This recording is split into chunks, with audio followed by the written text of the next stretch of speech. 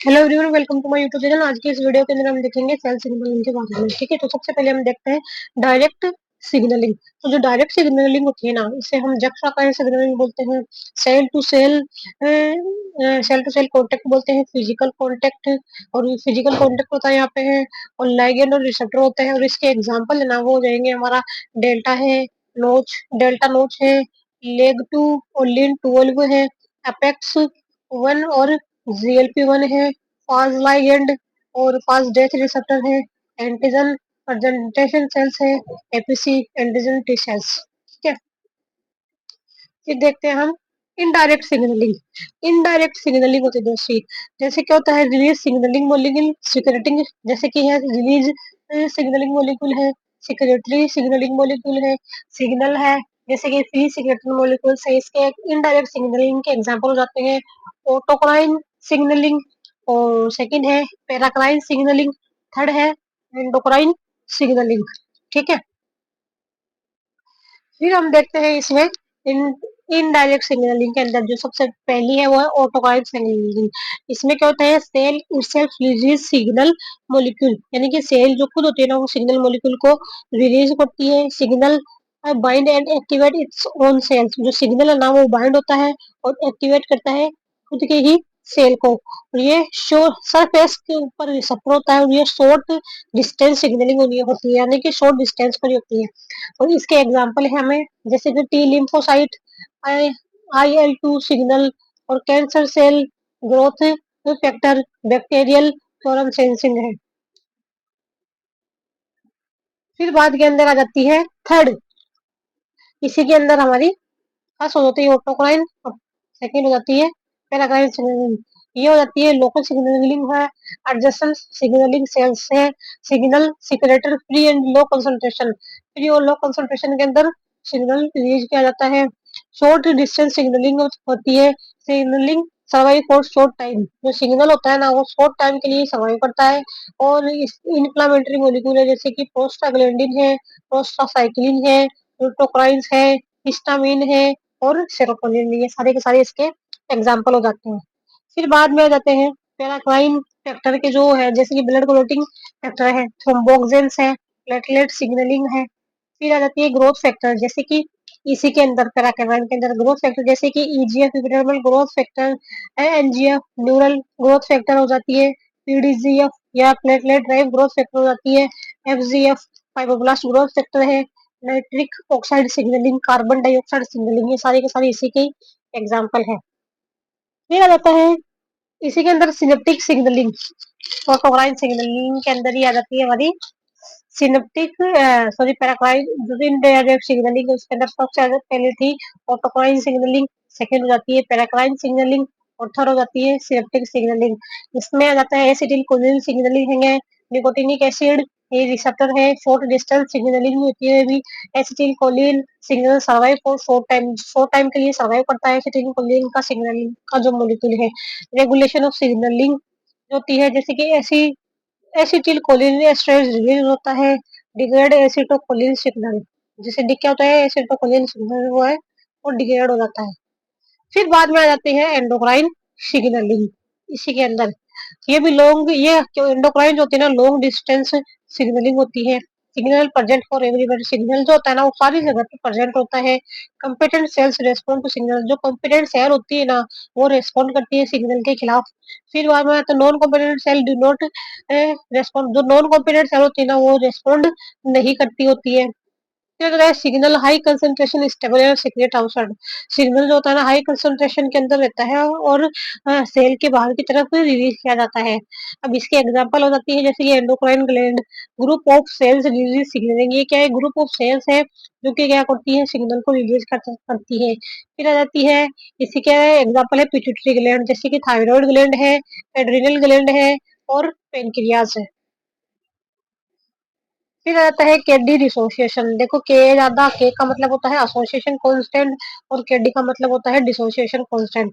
अगर के एसोसिएशन ज्यादा होगा तो केडी जो हो जाएगा 1/केडी हो जाएगा। जो केडी वैल्यू होती है ना concentration of signal required to occupy 50% receptor, KD value का मतलब होता है 50% कंसंट्रेशन सिग्नल होती है, concentration of signal required to, मतलब ऐसी कंसंट्रेशन होती है सिग्नल की जिसमें 50% जो होता है ना वो रिसेप्टर एक्वायर रहता है। अगर हाई कैडेज होगी, ज्यादा अगर कैडी वैल्यू ज्यादा होगी ना डिसोसिएशन, तो लो एफिनिटी होगी, और लो कैडी होगी ना तो एफिनिटी ज्यादा होगी। फिर आ जाता है हमारा सिग्नल मॉलिक्यूल, सिग्नलिंग मॉलिक्यूल। तो सिग्नलिंग मॉलिक्यूल ना एक तो होता है नॉन पोलर, और जो नॉन पोलर होता है ना वो हाइड्रोफोबिक होता है। हाइड्रोफोबिक होगा तो ये क्या करेगा, प्लाज्मा मेम्ब्रेन को क्रॉस कर जाएगा, ठीक है। और जो पोलर होगा ना वो हाइड्रोफिलिक होगा। हाइड्रोफिलिक में यानी कि वो प्लाज्मा मेम्ब्रेन को क्रॉस नहीं कर पाएगा, उसको लिए उसको किसी न किसी चीज की जरूरत होगी। अब देखो, जैसे कि non polar signal receptor present और प्लाज्मा मेम्ब्रेन, जो नॉन पोलर सिग्नल होंगे ना वो कहाँ पर प्रेजेंट होंगे, वो प्लाज्मा मेम्ब्रेन के ऊपर प्रेजेंट होंगे। जैसे कि अब हम एनिमल्स की बात करें तो एनिमल्स के अंदर आ जाता है प्रोस्टाग्लैंडिन, क्या आ जाता है, प्रोस्टाग्लैंडिन, थ्रोम्बोक्सिन आ जाता है, ल्यूट्रो ल्यूटोकोट्राइन्स आ जाता है। प्लांट्स के अंदर हम बात करें तो प्लांट्स के अंदर आ जाता है जिब्रेलिक एसिड है, ऑक्सीन्स है, और बेसिनोस्टेरॉइड्स है। ऐसे सिग्नल जो प्लाज्मा मेम्ब्रेन को क्रॉस नहीं कर सकते हैं। प्लांट के अंदर है जिब्रेलिक एसिड है, ऑक्सीन्स है, और बेसिनोस्टेरॉइड्स है। फिर देखें हम non polar signal, non polar signal देखो, नॉन पोलर सिग्नल में most of the are steroids, mostly ये क्या होते हैं, ये स्टेरॉइड्स होते हैं। देखो जिनका जो प्रिकर्सर मॉलिक्यूल होता है ना वो क्या होता है, एक कोलेस्ट्रॉल होता है। एग्जांपल हो जाता है एल्डोस्टेरोन, टेस्टोस्टेरोन, और टेस्टोस्टेरोन, प्रोजेस्टेरोन, इकाई इकिडोसोल्स, cortisols, oestrogen, mineralocorticoid, glucocorticoid, retinoic acid, और थायरोक्सिन्स। तो गैसियस सिग्नलिंग मॉलिक्यूल होते हैं ना तो वो है हमारा NO और CO। ये क्या है, नॉन पोलर है। इनका मतलब ये क्या होते हैं, हाइड्रोफोबिक होते हैं, और ये प्लाज्मा मेम्ब्रेन को आसानी से क्रॉस कर जाते हैं, ठीक है। फिर बाद के अंदर हम देखते हैं polar signal molecule. Polar signal molecule amino acid excitatory neurotransmitters, देखिए एस्पार्टेट है और ग्लूटामेट है। एस्पार्टेट है और क्या है, ग्लूटामेट है। ये क्या है, एक्साइटरी न्यूरोट्रांसमीटर से एक्साइटेटरी ट्रांसमीटर से ये क्या कर देते हैं, ओपन कर देते हैं सोडियम आयन चैनल को। फिर आ जाता है इनहिबिटरी इन न्यूरोट्रांसमीटर। इनहिबिटरी न्यूरोट्रांसमीटर वो है ग्लाइसिन है और गाबा है, ठीक है। जो इनहिबिटरी न्यूरोट्रांसमीटर ट्रांसमीटर्स है ना वो किसको ओपन करते हैं, वो कैल्शियम क्लोराइड चैनल को ओपन करते हैं, ठीक है। फिर बाद में आ जाता है अमीनो एसिड्स डेरिवेटिव। देखो जो हिस्टीडीन से बना है हिस्टामाइन, ट्रिप्टोफैन से बना है सेरोटोनिन, और टायरोसिन से बना है इपिनेफ्रिन, नॉन इपिनेफ्रिन, और डोपामिन बना है। हिस्टीडीन से क्या बना है, हिस्टामिन बना है, ट्रिप्टोफैन से बना है सेरोटोनिन, और टायरोसिन से बना है इपिनेफ्रिन और नॉन इपिनेफ्रिन।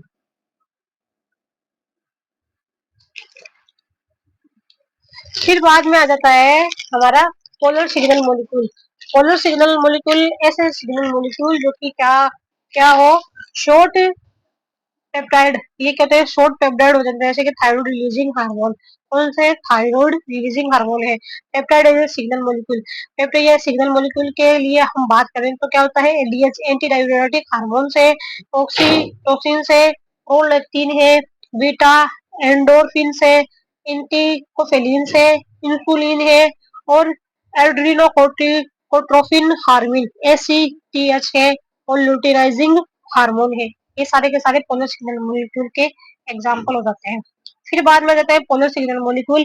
पोलर सिग्नल में शॉर्ट पेप्टाइड, जैसे कि थायराइड रिलीजिंग हार्मोन की हम बात करें तो वो जाएंगे ADH anti diuretic hormone, oxytocin से, प्रोलैक्टिन है, बीटा एंडोर्फिन है, एंटीकोफेलिन से, इंसुलिन है, एड्रीनोकोर्टिकोइड है, ल्यूटिनाइजिंग हार्मोन है।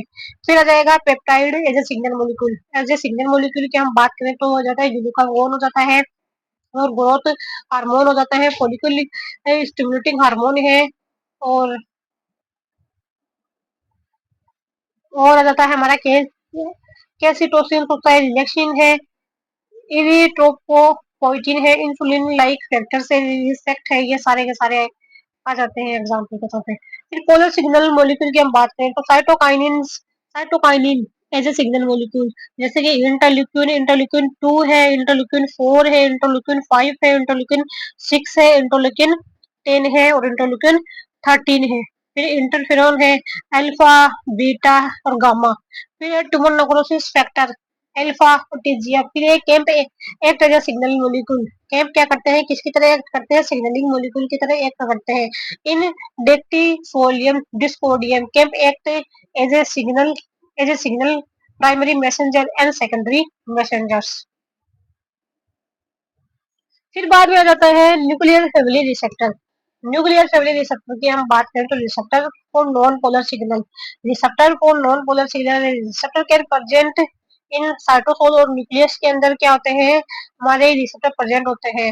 एनओआर जो है ना वो कैसे एक्ट करते हैं, ट्रांसक्रिप्शन फैक्टर की तरह एक्ट करते हैं। Receptor for non polar signal, receptor can present on cytosol और न्यूक्लियस, साइटोसोल में भी रह सकते हैं और न्यूक्लियस में भी रह सकते हैं।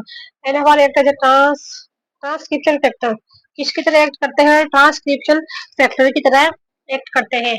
अब न्यूक्लियर फैमिली रिसेप्टर की जो स्ट्रक्चर होती है ना, तो इनके पास में क्या होता है, एक तो लाइगेंड बाइंडिंग डोमेन होता है और दूसरा क्या होता है हमारा डीएनए बाइंडिंग डोमेन होता है।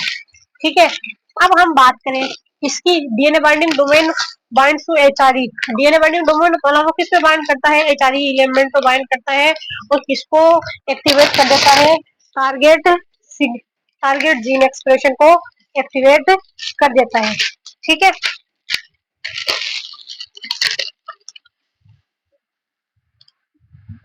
फिर बाद में हम कहते हैं जिंक फंगल मोटिफ।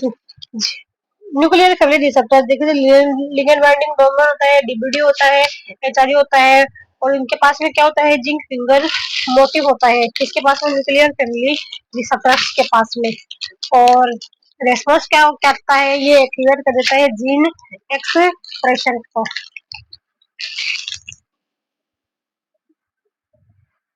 फिर देखो न्यूक्लियर फैमिली डोमेन है ना, जैसे एन टर्मिनल डोमेन तो एक्टिवेशन डोमेन होता है और जो सी है उसके पास में bind to double P R E और हिंज रीजन होता है, जिसके पास में न्यूक्लियर लोकलाइजेशन सिग्नल होता है। फिर बाद के अंदर आ जाता है हमारा regulatory intracellular trafficking ligand binding domain. फिर आ जाता है activation domain to C terminal domain. फिर बाद में है, देखो जो न्यूक्लियर फैमिली रिसेप्टर्स है ना, इसमें जो टाइप 1 होते हैं ना, जो ना वो कहाँ पे पाए जाते हैं, वो साइटोसोल के अंदर पाए जाते हैं और होमो डाइमरी की फॉर्म के अंदर पाए जाते हैं। इसके जो एग्जाम्पल है ना, वो है टेस्टोस्टेरोन है, एस्ट्रोजन है, प्रोजेस्ट्रो टेस्टोस्टेरोन है, एस्ट्रोजन है, प्रोजेस्ट्रोजन है, इक्डोसोन से ग्लूकोकोर्टिकोइड है और मिनरलोकोर्टिकोइड है। ठीक है, फिर बाद के अंदर आ जाता है हमारा सेकंड टाइप। सेकंड टाइप जो होता है ना, वो किसके अंदर प्रेजेंट होता है, वो होता है हमारा न्यूक्लियस के अंदर प्रेजेंट होता है और वो किस फॉर्म में प्रेजेंट होता है, वो हेटेरोडाइमर के फॉर्म के अंदर प्रेजेंट होता है। अब इसके जो एग्जांपल है ना, वो हो जाता है हमारा रेटिनोइक एसिड्स है, ट्रायोनिन है, क्या है, ट्रायोनिन है, T3, विटामिन D3 है, ये सारे के सारे आ जाते हैं हमारे न्यूक्लियस के अंदर पाए जाने वाले जो रिसेप्टर है। अब न्यूक्लियर फैमिली रिसेप्टर टाइप 1 है ना, वो कौन से सिग्नलिंग, उसके अंदर ग्लूकोकोर्टिकोइड सिग्नलिंग देखें। ठीक है, तो ग्लूकोकोर्टिकोइड है, सबसे बोलो साइटोसोल के अंदर आएगा, साइटोसोल के अंदर आते ही वो क्या करेगा, HSP90 inactive glucocorticoid receptor, HSP90 के साथ में क्या बाइंडेड रहता है, इनएक्टिव ग्लूकोकोर्टिकोइड रिसेप्टर होता है। जैसे इसके बाइंड करेगा HSP90 से, जो रिसेप्टर है वो अलग हो जाएगा और ये दोनों को दोनों मिलकर के बाइंड हो जाएंगे और फिर ये न्यूक्लियस के अंदर एंटर करेंगे। न्यूक्लियस के अंदर एंटर करते ही ये किसके साथ में बाइंड हो जाएंगे, ये हेड के ऊपर सॉरी वो अपना रेस्पॉन्स एलिमेंट के ऊपर जाकर के बाइंड होंगे और साथ के अंदर हेट आकर के बाइंड हो जाएगा, जो कि क्या है, इनका एक को एक्टिवेटर है। ये सारे के सारे क्या कर देंगे, अपनी सिग्नलिंग को स्टार्ट कर देंगे और ट्रांसक्रिप्शन को ऑन कर देंगे। फिर आता है न्यूक्लियर फैमिली रिसेप्टर। अब दो सेकंड टाइप की सिग्नलिंग को देखें तो इसका है थायरोक्सिन है, क्या है, थायरोक्सिन T4 है, ट्राइडो thyronine T3, type second receptor है ना जो प्रेजेंट होते हैं ना वो न्यूक्लियस के अंदर हो जाता है। जैसे देखो थायरोक्सिन हार्मोन रिसेप्टर है वो प्रेजेंट है हेटेरोडाइमर के अंदर और इसके ऊपर एचडीएसी एब्सेंस ऑफ हार्मोन जो है को रिप्रेशर जा करके बाइंड करता है। फिर जैसे ही हार्मोन आ जाता है ठीक है तो वो अपने ऊपर जा करके बाइंड करेगा और सिग्नल को ऑन कर देगा। फिर देखिए हम nitric oxide signalling and carbon monoxide signalling जो होती है ना वो क्या करती है वेसो डायलेशन के अंदर हेल्प करती है। तो ये क्या है गैसियस सिग्नलिंग मॉलिक्यूल है। Nitric oxide and carbon monoxide है ना उनका जो रोल होता है ना वो किसमें होता है वेसो डायलेशन के अंदर होता है। ये क्या करते हैं relaxation of smooth muscle surrounding endothelial cell. ये क्या करते हैं रिलैक्सेशन कर देते हैं स्मूथ मसल्स का सराउंडिंग एंडोथेलियल सेल जो किसको सराउंड किए रहती है एंडोथेलियल सेल को सराउंड किए रहती है। Regulation of nitric oxide signalling. अब इसका रेगुलेशन देखें तो हाफ लाइफ होती है ना नाइट्रिक ऑक्साइड की वो क्या होती है फ्यू सेकंड की होती है। अब एक्टिवेशन ऑफ फॉस्फोडाइएस्टर जैसे कि सीजीएमपी है फॉस्फोडाइएस्टेज का एक्टिवेशन होगा ठीक है सीजीएमपी फोस्फो डाइएस्टेज का एक्टिवेशन होगा जो कि क्या कर देता है सीजीएमपी का डिग्रेडेशन कर देता है किसके अंदर कर देता है स्मूथ मसल के अंदर डिग्रेडेशन करता है साइक्लिक जीएमपी का ठीक है। फिर कैंप की अगर हम बात करें कैंप भी क्या है फोस्फो डाइएस्टेज का एक्टिवेशन होता है ठीक है। कैंप फोस्फो डाइएस्टेज वो किसका एक्टिवेट जैसे ये एक्टिवेट होगा वो किसको कर देगा कैंप को डिग्रेड कर देगा। अब नाइट्रिक ऑक्साइड की हम सिग्नलिंग देखें drugs affect nitric oxide nitroglycerine nitroglycerine जो है वो उसकी सिग्नलिंग को सेल्डेनाइटेड वाइग्रा इनहिबिट फोस्फोडाइस्टेस्ट। एक है सेल्डे सेल्डेनाइटिडोफिल ये इनहिबिट कर देती है फोस्फोडाइस्टेस को ठीक है। तो सबसे पहले हम देखते हैं देखो जैसे नाइट्रिक ऑक्साइड है ये signalling conjugate cyclase activation CGMP methylation protein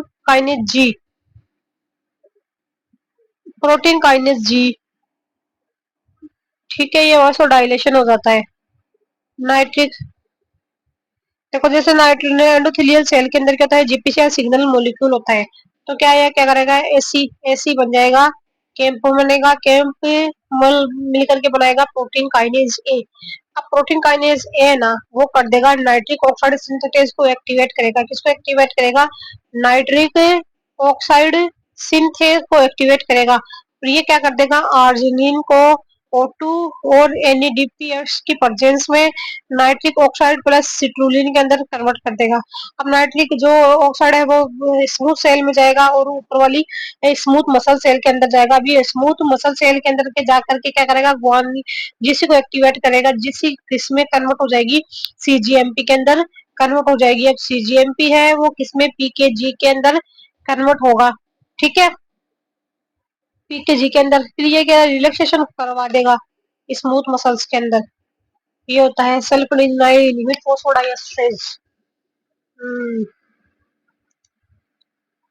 फिर आ जाता है GPCR G protein coupled receptor इसकी हम सिग्नलिंग की बात करें ठीक है तो जी जो जीपीसीआर है ना G protein coupled receptor G protein guanine nucleotide binding protein है receptor for polar signalling molecule यह है रिसेप्टर होता है किसके लिए पोलर सिग्नलिंग मॉलिक्यूल के वो लिए और ये ताना प्लाज्मा मेम्ब्रेन के ऊपर प्रेजेंट होता है। तो ये क्या है मेटाबोट्रोपिक रिसेप्टर है क्या है मेटाबोट्रोपिक रिसेप्टर है और सरपेंटिन रिसेप्टर है ठीक है। 7 transmembrane domain present in receptor तो इसके पास में कितने होते हैं 7 ट्रांस मेम्ब्रेन डोमेन जो होते हैं ना वो प्रेजेंट होते हैं present in receptor. C terminal जो एन टर्मिनल होता है ना वो एक्स्ट्रा सेलुलर साइड होता है और जो सी टर्मिनल होता है वो इंट्रा सेलुलर साइड होता है ठीक है।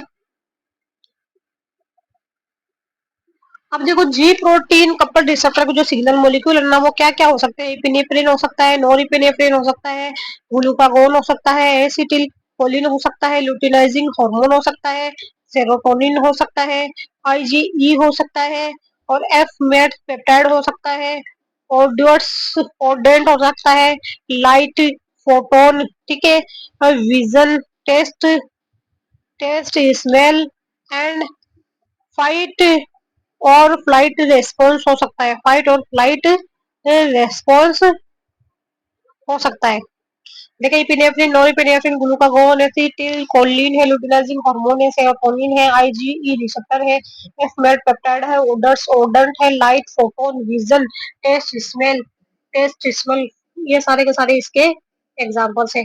अब जो जी प्रोटीन होती है ना, जी प्रोटीन एक तो होती है स्मॉल जी प्रोटीन, एक होती है लार्ज जी प्रोटीन। जो स्मॉल जी प्रोटीन होती है ना, वो सिंगल सब यूनिट की मिलकर के बनी होती है और ये बिलोंग करती है रास सुपर फैमिली से बिलोंग करती है। एग्जांपल हो जाता है रान है, जो कि ना न्यूक्लियर ट्रांसपोर्ट के अंदर हेल्प करती है, और जो रेब है ना, वो करती है वेसिकल फ्यूजन के अंदर हेल्प करती है। और एआरएफ जो है, एआरएफ है और जो सार 1 है, ये हेल्प करती है वेसिकल फॉर्मेशन के अंदर हेल्प कर देती है। फिर है रो रेक सीडीसी2, रो रेक सीडीसी2, ये साइटोस्केलेटल चेंज के अंदर हेल्प करती है। ठीक है, फिर आता है रास, रास में पाथवे के अंदर हेल्प करती है। EF2 जो है ना, वो प्रोटीन सिंथेसिस के अंदर हेल्प करती है। सारे के सारे स्मॉल जी के एग्जांपल्स हैं। कौन से के? रान, रे, ब्यारा, पैसा 1, रो, रेक्स, GC42, रास है, EF2 है। फिर आता है लार्ज, ये क्या आता है? मोर देन एक से ज्यादा सब यूनिट की मिलकर बनी होती है, ये हेटेरोडाइमर होती है। और इस जैसे कि जी अल्फा, बीटा, गामा, देखो जो अल्फा होती है ना, वो 21 चीजों से मिलकर के बनी होती है, और जो बीटा होती है वो छह और अदर चीजें इसके अंदर शामिल होती है, और जो गामा होती है ना, वो 12 अदर चीजों से मिलकर के बनी होती है। ठीक है, अब सबसे पहले क्या होता है जब भी आउटसाइड से कोई आउटसाइड सिग्नलिंग मॉलिक्यूल है, ठीक है, तो जैसे सिग्नल मॉलिक्यूल सबसे पहले क्या होता है, रिसेप्टर के साथ में क्या जो ना जी प्रोटीन रहती है ना, वो इनएक्टिव रहती है। ठीक है, क्यों इनएक्टिव रहती है? उसके साथ में कौन बाइंडेड रहता है? जीडीपी मॉलिक्यूल बाइंडेड रहता है। ठीक है, अब ये क्या करता है, जैसे कि सिग्नल आएगा ना, तो वो क्या करेगा, गैप एक्टिविटी को ट्रिगर कर देगा। गैप एक्टिविटी जैसे ट्रिगर होगी ना, तो जीडीपी डिसोशिएट हो जाएगी, और जी अल्फा है ना, वो किसके साथ में बाइंडेड हो जाएगी? जीटीपी मॉलिक्यूल के साथ में बाइंडेड हो जाएगी।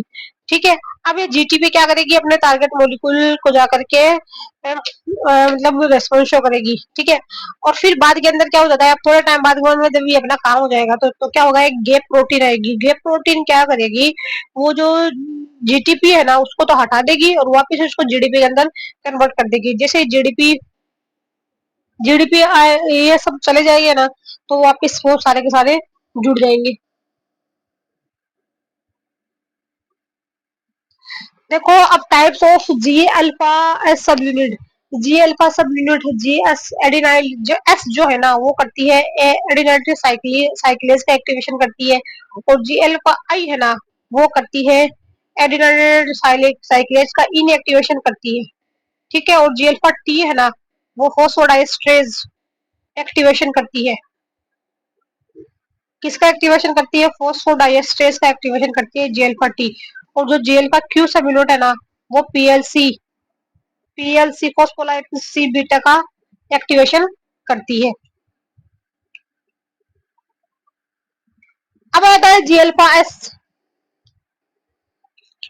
जी alpha stimulation of adenylate cyclase, cAMP synthesis होगा, कैंप जी अल्फा एस यह करता है stimulation of adenylate cyclase. CAMP का सिंथेसिस होगा, स्टिमुलेट कैंप सिंथेसिस स्टिमुलेट होगा। कैंप जो किसकी तरह एक्ट करता है? सेकेंडरी मैसेंजर की तरह एक्ट करता है।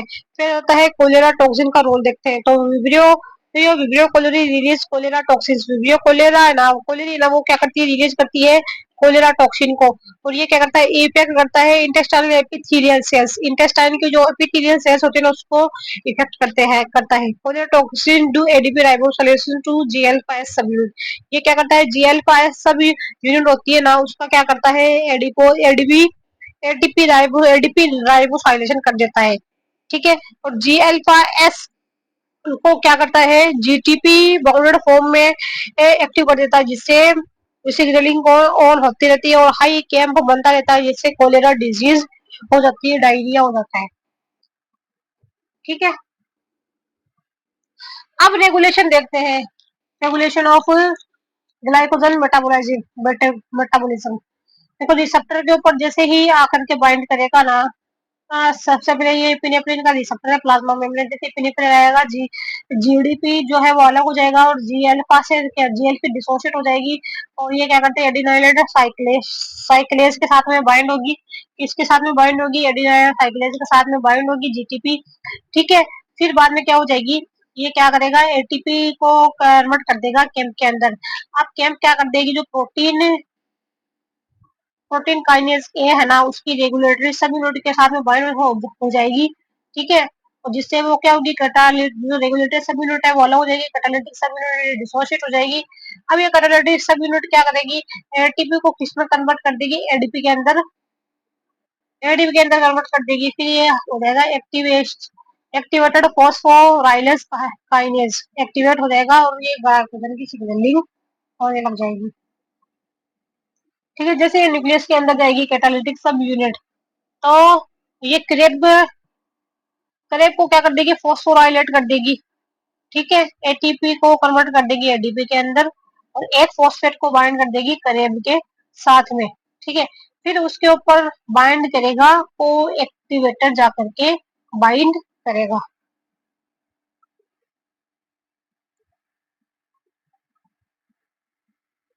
ठीक है,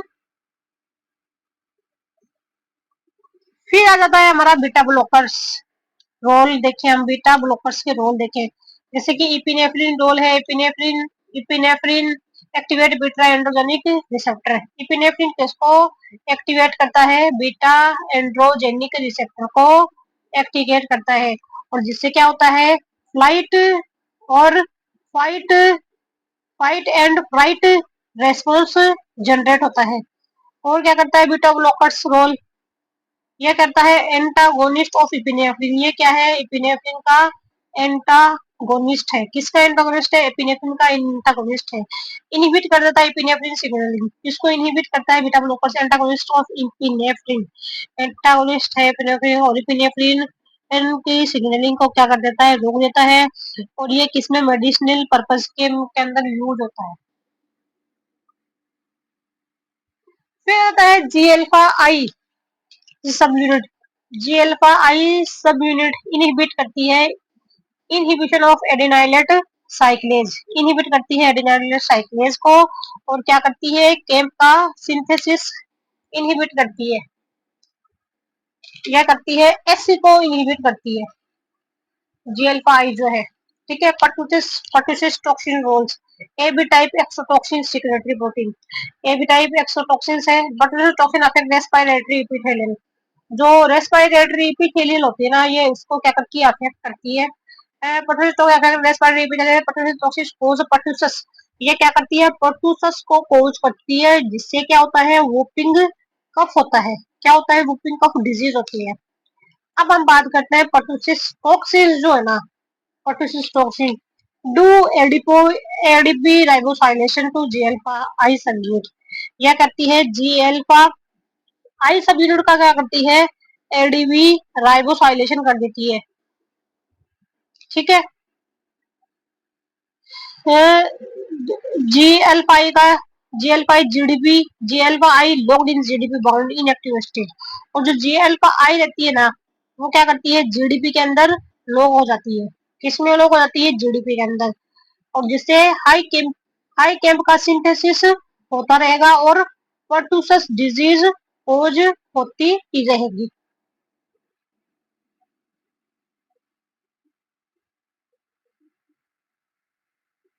फिर आ जाता है G alpha I signalling acetyl G alpha I signalling acetylcholine type acetylcholine signalling. देखो निकोटिनिक एसिड रिसेप्टर है और सेकंड है मस्कुरेनिक एसिड रिसेप्टर है। सेकंड क्या है, मस्केरिनिक एसिड रिसेप्टर है।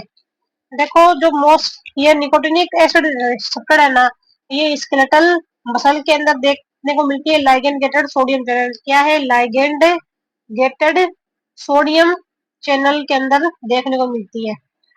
और जो मस्कुराइनिक सिग्नल होती है ना वो किसमें देखने को मिलती है, मोस्टली जो होती है ना वो कार्डियक मसल के अंदर देखने को मिलती है। मस्कुलिनिक जी प्रोटीन कपल रिसेप्टर है। निकोटिनिक एसिड है स्मूथ स्केलेटल मसल्स के अंदर देखने को मिलती है, जहाँ पे क्या है लाइगेंड गेटर सोडियम चैनल और मस्कुलिनिक एसिड रिसेप्टर है। मोस्टली जो है वो कार्डियक मसल्स के अंदर देखने को मिलती है। जी प्रोटीन रिसेप्टर जो है इसका example, GPCR G protein couple receptor इसका एग्जाम्पल है। अब देखो एसिटिल कोलिन जो होते हैं ना, acetylcholine signal activate muscarinic acid receptor. Acetylcholine जो है ना वो किसको एक्टिवेट कर देती है, मस्कुलिनिक एसिड रिसेप्टर को एक्टिवेट कर देती है। ठीक है, मस्कुलिनिक जैसे जील अल्फा आई, आई जो है वो जीडीपी के अंदर बाउंडेड रहता है। ठीक है, जी अल्फा आई जीडीपी के अंदर बाउंडेड रहता है। ठीक है, ये कार्डियक मसल के अंदर देखने को मिलती है जी अल्फा। फिर जैसे ये क्या होता है, जैसे लाइट होती है तो जी अल्फा आई को किसमें बाइंड कर देती है, ये जीटीपी के अंदर बाइंड कर देती है ना। जैसे सिग्नल मोलिक्यूल आएगा तो क्या होएगा, जो एसी होती है ना वो क्या हो जाएगी, ये उसके उसके एक्सप्रेशन को ब्लॉक कर देगा। तो क्या हो जाएगा, हाइपर पोलराइजेशन हो जाएगा, यानी कि कैल्शियम के जो चैनल है ना वो ओपन हो जाएंगे और calcium outside the cells release हो जाएगा। फिर आ जाता है role of cGMP, role of cGMP in photoreceptor. किसमें, फोटो रिसेप्टर के अंदर देखे हम। जेल पट्टी ट्रांसड्यूशन, ट्रांसड्यूशन जैसे कि लाइट आएगी ना तो रोडोप्सिन, जैसे ये रोडोप्सिन के ऊपर गिरेगी, ठीक है, तो जो ये क्या करेगा 11 सिस रेटिनल को कन्वर्ट कर देगा ऑल ट्रांस रेटिनल के अंदर कर देगा। किसको, 11 सिस रेटिनल को कन्वर्ट कर देगा ऑल सिस ट्रांस रेटिनल के अंदर कन्वर्ट कर देगा। ठीक है, और जी अल्फा जीटी के पी के अंदर जी अल्फा टी को किसमें बाउंड कर देगा, जीडीपी के अंदर बाउंड कर देगा। ठीक है, और ये क्या कर देगा फिर सीजीएमपी है ना, सीजी साइक्लिक सीजीएमपी को किसमें कन्वर्ट कर देगा, जीएमपी के अंदर कन्वर्ट कर देगा। फिर degradation of cyclic GMP closing of sodium channel, और सीजीएमपी को कन्वर्ट करेगा फॉस्फोडाइएस्ट्रेज है उसको एक्टिवेट कर देगा, है ना। तो ये क्या कर देगा, सीजीएमपी को जो सोडियम जो चैनल है ना वो क्या हो जाएंगे, क्लोज हो जाएंगे।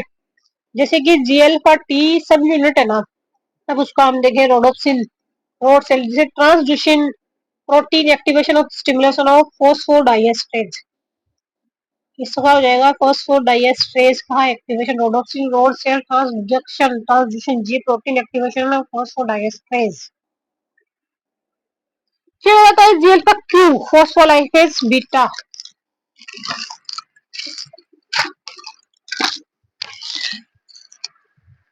अब इसकी अगर हम बात करें, ठीक है, देखो फॉस्फोलाइपेज बीटा ना IP3 इनोसिटोल ट्राइफॉस्फेट एंड डब्ड डाइसाइल ग्लिसरॉल का जनरेशन के अंदर हेल्प करता है।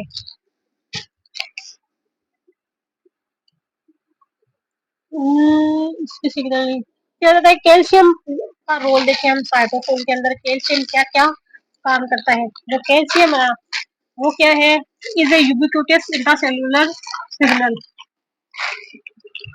कैल्शियम टू प्लस होना वो क्या है, एक ubiquitous intracellular secondary secondary messenger है। ठीक है, और जो कैल्शियम है ना वो एक्टिवेट कर देता है केम काइनेज को, एक्टिवेट करता है प्रोटीन काइनेज को, एक्टिवेट करता है calcium plus two activate calcium dependent protein like, ये किसको एक्टिवेट करता है, कैल्शियम डिपेंडेंट जितने भी मोलिक्यूल्स होते हैं ना प्रोटीन मोलिक्यूल, जैसे कि calmodulin, calnexin and calreticulin, calreticulin ये सबको एक्टिवेट कर देता है। और कैल्शियम टू प्लस एक्टिवेट कर देता है कोर्टिकल ग्रेनूल, इसको एक्टिवेट करता है कोर्टिकल ग्रेनूल को, कोर्टिकल ग्रेनूल एक्सोसाइटिस करवाता है, इंसुलिन को रिलीज कर सकता है, एसिटिलकोलिन को रिलीज करवाता है, calmodulin calcium bounded calmodulin activate enzyme like cyclic phosphodiester PDE adenyl cyclase nitric oxide synthase. फिर हम देखते हैं जीपीसीआर रिसेप्टर के हम रोल देखें, जीपीसीआर रिसेप्टर रोल देखें हम, जैसे कि फर्स्ट है इपिनेफ्रिन, है ना, तो इपिनेफ्रिन है ना, इपिनेफ्रिन के लिए जो रिसेप्टर होता है ना, वो होता है बीटा एंड्रोजेनिक रिसेप्टर होता है। और जो इसका इफेक्टर मॉलिक्यूल होता है ना, होता है एसी, और ये क्या करता है, ग्लाइकोजन का ब्रेक डाउन कर देता है। और जो सेरोटोनिन होता है ना, उसका होता है सेरोटोनिन रिसेप्टर होता है, और इसका इफेक्टर मॉलिक्यूल जो होता है ना, एडिनाइल साइक्लेज होता है। ये क्या करता है, बिहेवियर सेंसिटाइजेशन एंड लर्निंग। ये क्या करता है, behaviour sensitization and learning applies किया करता है। फिर लाइट का जो सिग्नल होता है ना, उसके लिए जो रिसेप्टर होता है वो रोडोप्सिन होता है। और जो अफेक्टर मॉलिक्यूल होता है ना, वो होता है CGMP फॉस्फोडाइस्ट्रेज होता है। और ये किसके अंदर का हेल्प करता है, विजुअल एक्साइटेशन के अंदर हेल्प करता है।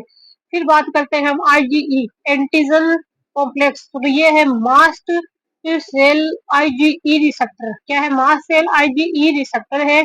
यह करता है फोस्फोलाइपेज सी, PLC को ये एक्टिवेट करता है और सिक्रेशन के अंदर हेल्प करता है।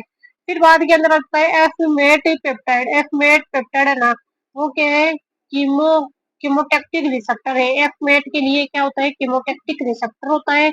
और इसका जो मोलिक्यूल होता है ना, फोस्फोलाइपेज सी ही होता है। और ये क्या करता है, कीमोटैक्सिस को रेगुलेट करता है। फिर बाद में आ जाता है एसिटिल कोलिन। एसिटिल कोलिन जो होता है ना, इसका जो रिसेप्टर होता है ना, मस्कुलिनिक रिसेप्टर होता है। क्या होता है, मस्कुलिनिक रिसेप्टर होता है। और ये क्या करता है, पोटेशियम चैनल इफेक्टर मॉलिक्यूल जो होता है ना, इसका पोटेशियम चैनल होता है। और स्लोविंग ऑफ पेसमेकर एक्टिविटी है, जो पेसमेकर की एक्टिविटी होती है ना, उसको क्या करता है, धीमी कर देता है।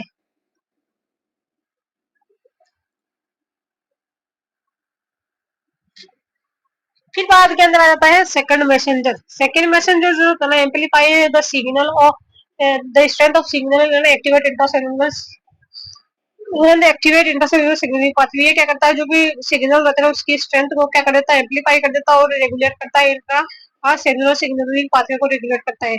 सेकेंडरी मैसेंजर जो होते हैं ना, वो कहाँ पे प्रोड्यूस होते हैं, वो साइटोसोल के अंदर प्रोड्यूस होते हैं और बाइंड कर देते हैं रिसेप्टर के अंदर। जो सिग्नल होता है वो प्राइमरी सिग्नल होता है। सेकंड सिग्नल जो होता है ना, वो प्लाज्मा मेम्ब्रेन और साइटोसोल के ऊपर प्रेजेंट होता है।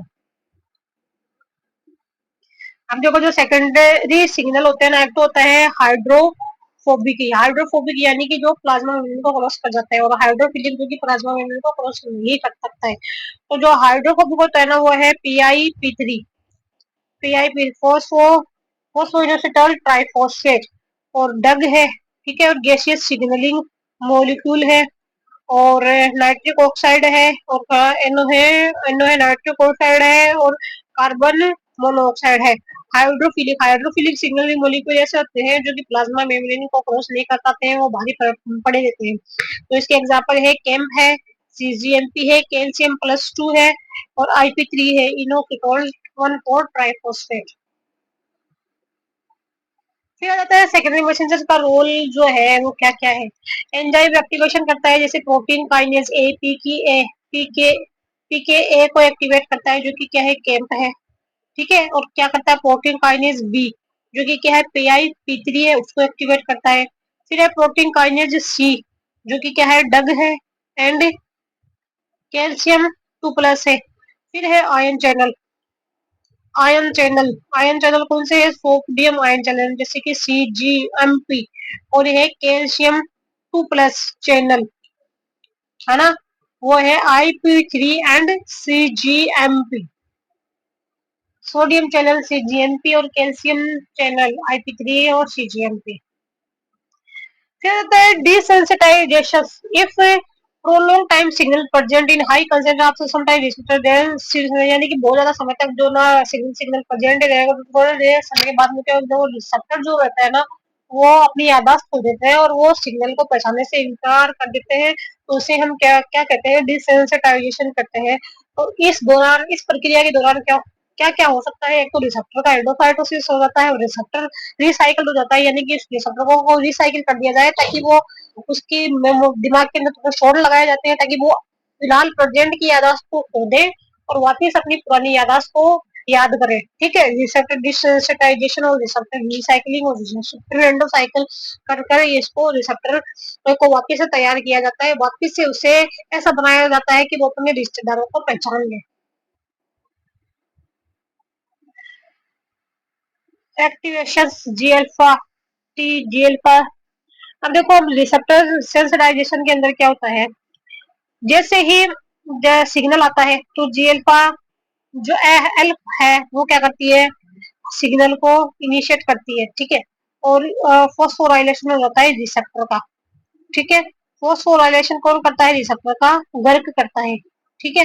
फिर गर्क जैसे ही करेगा ना फॉस्फोराइलेशन रिसेप्टर का, तो उसके ऊपर आकर के बाइंड कर देती है अरेस्टिन, ठीक है। अरेस्टिन जैसे ही बाइंड करेगी ना उसके ऊपर आकर के बाइंड कर देती है एपी2, जो कि क्या है, कलेथरीन है, ठीक है। अब ये क्या करेगी, इंटरनलाइजेशन करेगी, ठीक है। फिर बाद में एंडोसोमल शॉर्टिंग होना स्टार्ट हो जाएगी।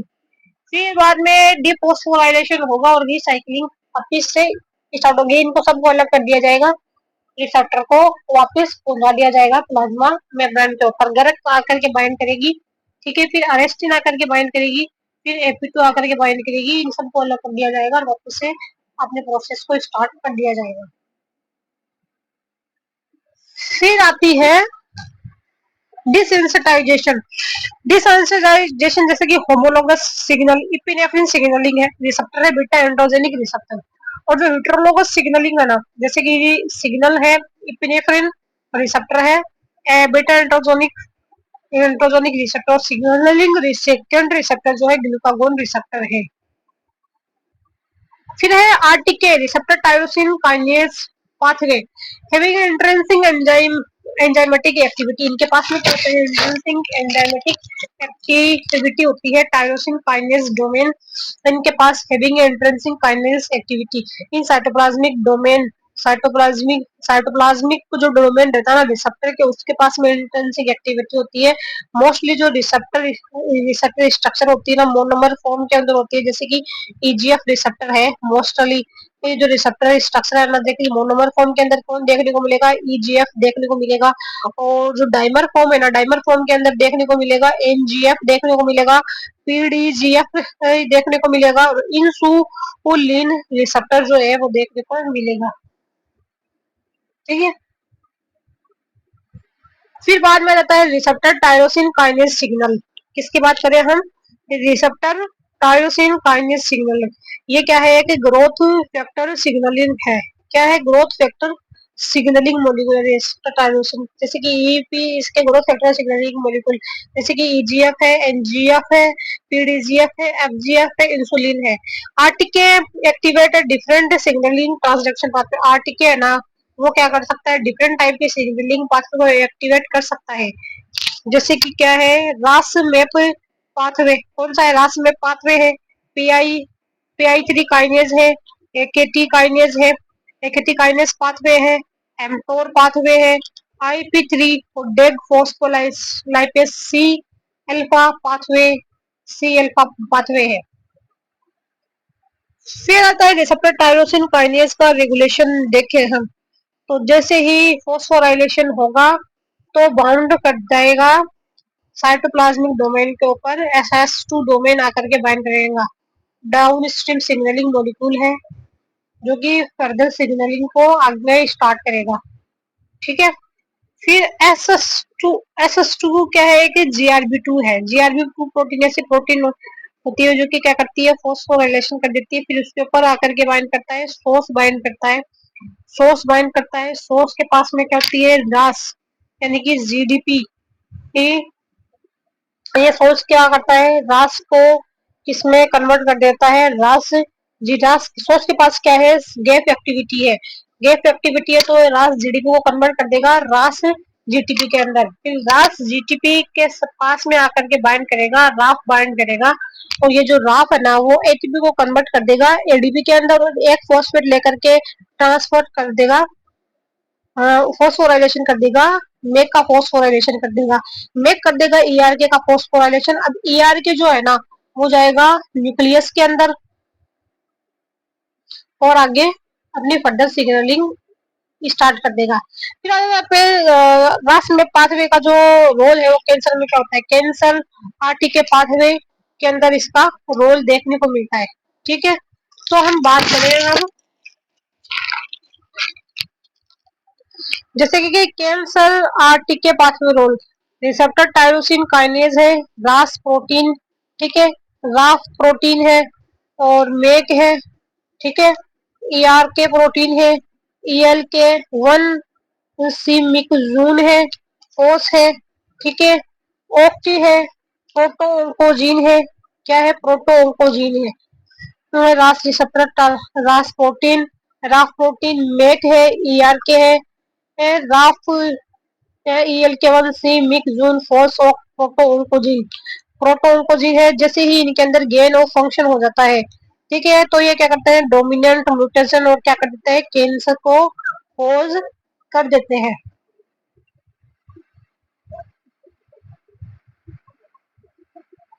फिर आता है एकेटी काइनेज पाथवे, ठीक है। अब हम देखें एकेटी काइनेज पाथवे के बारे में अगर बात करें, ठीक है, तो सबसे पहले क्या होगा, रिसेप्टर का जो साइटोप्लाज्मिक साइड है उसके ऊपर फॉस्फोराइलेशन होगा, तो फॉस्फोराइलेशन पे SS2 डोमेन आकर के बाइंड करेगा PI3 काइनेज, जो कि क्या करेगा, PI2 का फॉस्फोराइलेशन कर देगा, ठीक है, ATP की हेल्प से।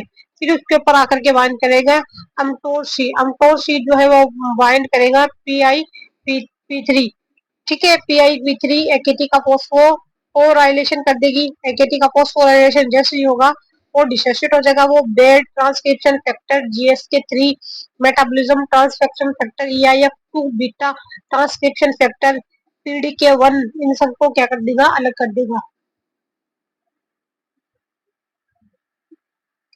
फिर है एमटोर पाथवे।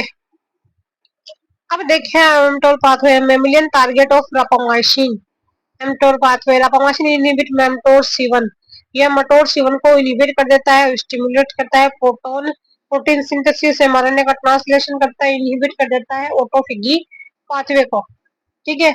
अब mTOR पाथवे जो है ना, जैसे ग्रोथ फैक्टर PIP3 एक्टिवेट होगा, AM के low energy TSC AKT mTOR C AKT ATP high MP जो AKT का फॉस्फोराइलेशन होगा PDK1 AMK AKT TSC Rheb mTOR low amine activity mTOR C S6 kinase ribosomal S6 protein.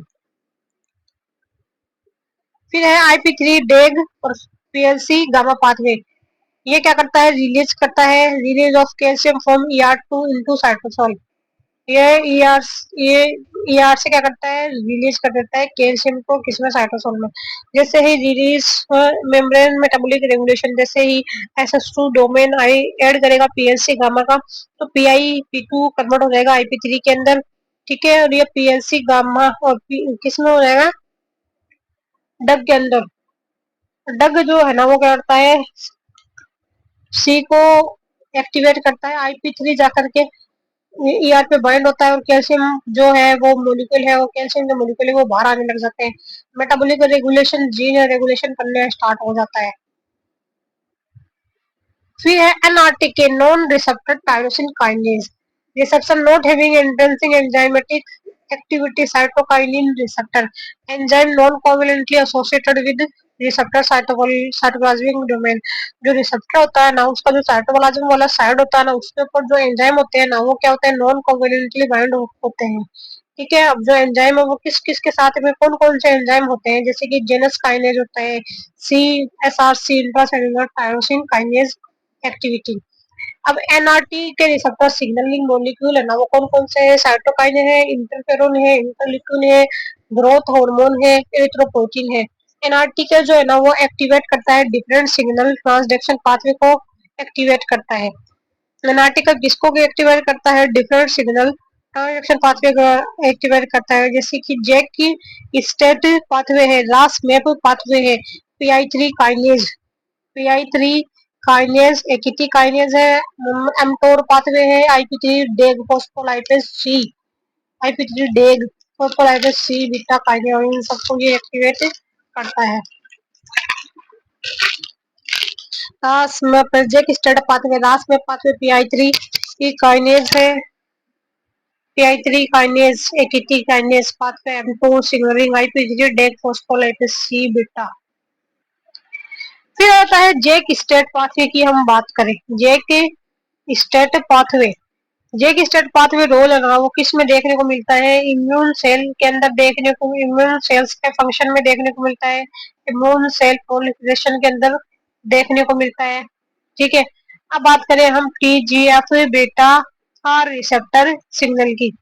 देखो जो signal होते हैं ना TGF beta transforming growth factor beta, TGF beta जो signal TGF beta receptor signal जो activin है, inhibin है, BMP है, बोन मोर्फोजेनिक प्रोटीन है। Function of beta pathway, inhibit of cell proliferation, inhibit कर देता है, किसको इनहिबिट करता है? सेल प्रोलिफरेशन को इनहिबिट कर देता है। ट्यूमर सप्रेशन है, इनहिबिट ऑफ मेटास्टेसिस कैंसर, किसको इनहिबिट करता है? मेटास्टेसिस कैंसर को इनहिबिट करता है। Activation of SMAD4/5 transcription factor, किसको एक्टिवेट करता है? SMAD4/5 transcription. फंक्शन क्या है बीटा पाथवे का? सेल प्रोलिफरेशन को इनहिबिट करता है, ट्यूमर को सप्रेस कर देता है और मेटास्टेसिस कैंसर को इनहिबिट करता है। क्या एक्टिवेट करता है? SMAD और 4/5 ट्रांसक्रिप्शन फैक्टर को एक्टिवेट करता है।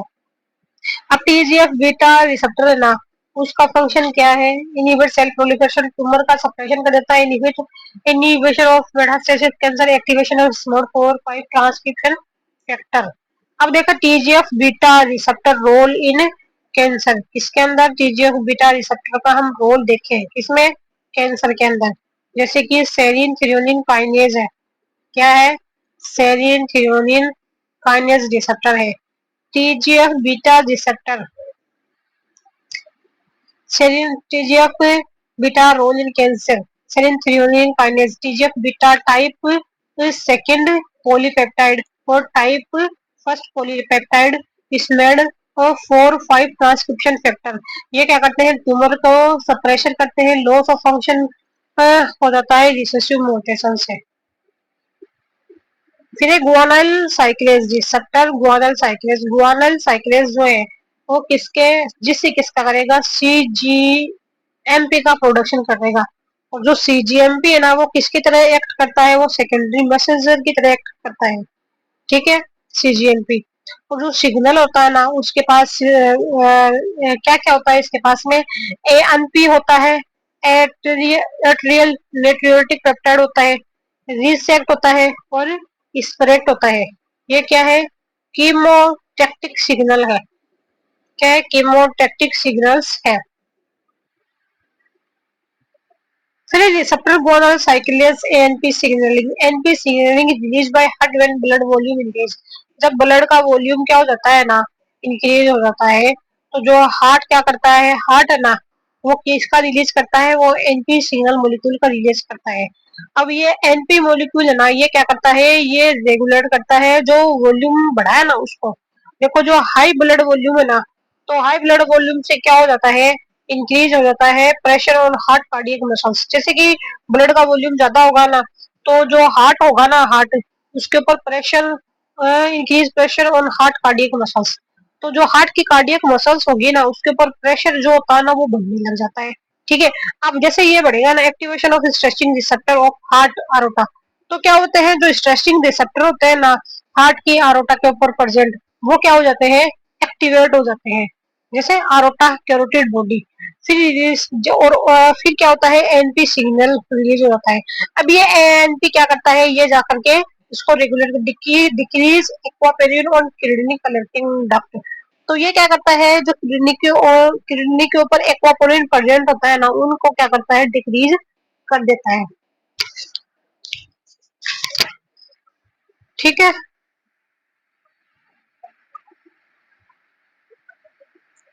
अब आरजीएस एनपी की सिग्नलिंग देखें। जैसे कि एनपी बहुत ज्यादा है तो आरजीएस जैसे एनपी आएगा, ठीक है, रिसेप्टर ग्वानिल साइक्लेज के ऊपर तो क्या बनेगा? सीजीएमपी बनेगा।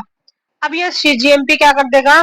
डिक्रीज इक्वापोरिन, स्टॉप इक्वापोरेशन, इंक्रीज वाटर एक्सक्रीशन, डिक्रीज कर देगा aquaporin, stop aquaporin expression, aquaporin के एक्सप्रेशन को रोक देगा। ठीक है, और इंक्रीज कर देगा वाटर के एक्सक्रीशन को, जिससे क्या होगा?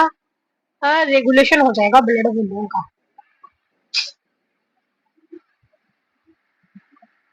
ये क्या करता है, इंटरनलाइजेशन कर देगा एपोप्टोसिस को। फिर है आइनोट्रोपिन रिसेप्टर आयन चैनल। ठीक है, अब क्या है, लिगेंड जो है ना वो क्या है, एब्सेंट है। ठीक है, क्लोज्ड आयन चैनल्स है, जैसे ग्लूटामेट है। ठीक है, और एसिटिल कोलिन है, एस्पार्टेट है। एसिटिल कोलिन जो होता है ना वो सोडियम एसिटिल कोलिन है ना। फिर अंदर की एसिटिल कोलिन सोडियम इनफ्लक्स होगा तो डीपोलराइजेशन ऑफ मेम्ब्रेन हो जाएगा। और ग्लाइसिन गाबा अमीनोब्यूटाइडिक एसिड्स जैसे ओपन होगा तो क्लोराइड का इनफ्लक्स होगा, हाइपरपोलराइजेशन ऑफ मेम्ब्रेन हो जाएगा, extra cellular side intra cellular side. फिर होता है डेल्टा नोच सिग्नलिंग। डेल्टा नोच सिग्नलिंग के अंदर क्या होता है, डक्साक्राइन सिग्नलिंग है, delta ligand transmembrane protein है, और जो नोच होता है ना receptor, Notch receptor transmembrane protein है। Function of delta Notch signal early development of organism, ये जैसे कि सी एलिगन्स है और सी अर्चिन है, सेल का डिटर्मिनेशन है, इनके अर्ली डेवलपमेंट के अंदर ये हेल्प करता है। ये जो इसका physical receptor WNT signalling transduction canonical pathway के अंदर हम बात करें तो इसके अंदर बेटा कैटेनिन का क्या होता है, एक्टिवेशन होता है। और नॉन कैनोनिकल पाथवे के अंदर बात करें हम planar cell polarity cytoskeleton arrangement cell survive करेगी। फिर बाद में हम बात करें IP3 डेग पाथवे, कैल्शियम 2+ जो होता है वो रिलीज होता है protein kinase C, protein kinase C का एक्टिवेशन होता है। फिर हम बात करें function of WNT signal transduction pathway, signal transduction pathway. तो ये क्या करता है, सेल का प्रोलिफरेशन करता है, साइटोस्केलेटन का रीअरेंजमेंट करता है, मेटाबॉलिक रेगुलेशन करता है। फिर हम बात करें result receptor. Result receptor WNT signalling wingless protein Drosophila के अंदर हम देखें मॉम2 जो है वो है सी लिगेंड्स के अंदर canonical pathway destruction complex APC CK one यूएसके3 anonymous polyps. Result receptor non canonical planar cell polarity pathway IP3 DAG pathway. फिर होता है पेस रिसेप्टर, सेल डिफरेंशिएशन के अंदर काम करता है, एंटीरियर पोस्टीरियर एक्सिस के अंदर determination of limb Drosophila segment posterior axis. देखो जैसे कि जब तक सिग्नल एब्सेंट होता है ना तो जो पेस्ट रहता है ना वो स्मूथन्ड प्रोटीन को क्या करता है, ब्लॉक रखता है। ठीक है, और जो सीआई रहती है ना, सीआई का साथ में कौन करता है, सीआई के साथ में PKA और CK1 और GSK3 ये मिलकर के सब क्या कर देते हैं, इसका क्लीवेज कर देते हैं। ठीक है, फोस्फोराइलेशन करके इसका बिटस इंटरप्टस का क्लीवेज कर देते हैं। लेकिन जैसे ही सिग्नल आता है वो प्रेस रिसेप्टर के ऊपर बाइंड करता है, ठीक है, तो ये सारे के सारे एक्टिवेट हो जाते हैं। कौन कौन, PKA CK1 GSK3 और CI का वन क्या कर देता है, ये फ्री हो जाता है और ये न्यूक्लियस के अंदर जाता है, अपने टारगेट जीन के एक्सप्रेशन को ऑन कर देता है।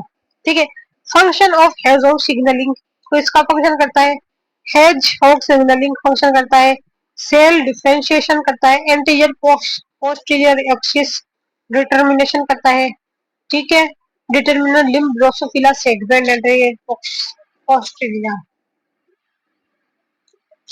फिर आ जाता है NFK बीटा होमो और ट्राइम्स सिग्नल, ट्यूमर नेक्रोसिस फैक्टर। ये